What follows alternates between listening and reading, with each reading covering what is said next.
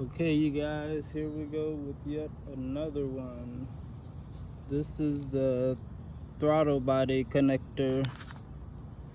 Instead of replacing the whole thing again, we're going to use just the plastic connector, the plastic ABS connector from the end, just the black plastic part, no wires. Tools needed: a pick and a really small flathead, preferably one out of an eyeglass case if you got one. We're just gonna pop this little cover off, pop it up.